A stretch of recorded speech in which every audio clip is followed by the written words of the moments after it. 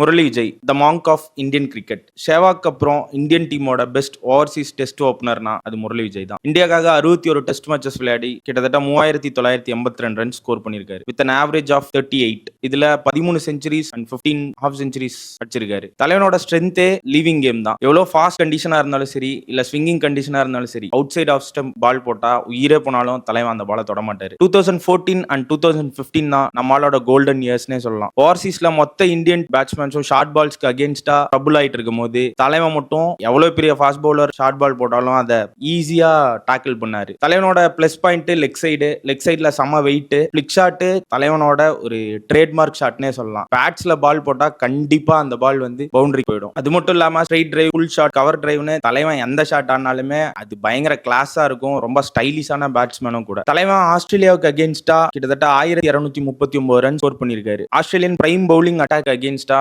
44 average வச்சிருக்காரு, including 400s. Murali Vijay versus Australia எப்பவுமே special தான். ஓடிஐஸ்ல தலைவனுக்கு பெருசா சான்ஸ் கிடைக்கல. அந்த டைம்ல ஷேவாக், கம்பீர், ரோஹித், தவான் ஒரு மிகப்பெரிய ஓபனர் பட்டாளமே இருந்ததுனால தலைவனால ஒரு கன்சிஸ்டன்சியை மெயின்டைன் பண்ண முடியல. சரியான சான்ஸும் கிடைக்கல. அப்படியே அதுல இருந்து ஐபிஎல் பக்கம் வந்தோம்னா தலைவன் தன்னோட என்டையரா வேற முகத்தை காமிச்சிருக்காரு. டெஸ்ட்ல எப்படி ஒரு சாலிடான ரொம்ப பொறுமையா ஆடக்கூடிய பேட்ஸ்மேனோ ஐபிஎல்ல அதுக்கு அப்படியே அகெயின்ஸ்டா ஒரு ஃபியரி ஸ்டார்ட் கொடுக்குற பேட்ஸ்மேனா இருந்திருக்காரு. பல மேட்சஸ் விளையாண்டுருக்காரு. டெல்லி, பஞ்சாப் இந்த 2 டீமுக்கும் கூட விளையாண்டுருக்காரு. பஞ்சாப் டீமா கேப்டனும் பண்ணிருக்காரு ஒரு வருஷம். என்னதான் பஞ்சாப் டெல்லிக்கு விளையாண்டாலும் தலைவன் வந்து எல்லோ கலர் ஜெர்சில தான் உலக ஃபேமஸ். ஐபிஎல்ல 106 மேட்சஸ் விளையாண்டு கிட்டத்தட்ட 2587 ரன்ஸ் ஸ்கோர் பண்ணிருக்காரு, இன்க்ளூடிங் 2 செஞ்சுரிஸ். 2010 ஐபிஎல்ல சிஎஸ்கேவுக்காக ஓப்பனிங் ஆடி கிட்டத்தட்ட அந்த டோர்னமெண்ட் ஃபுல்லா 458 ரன் அடிச்சிருக்காரு. பிளே ஆஃப்ஸ்ல ஆர்ஆர்க்கு அகேன்ஸ்டா 127 ரன் அடிச்சு டீமை ஃபைனல் கொண்டு போனது தலைவன் தான். ஆர்சிபிக்கு அகேன்ஸ்டா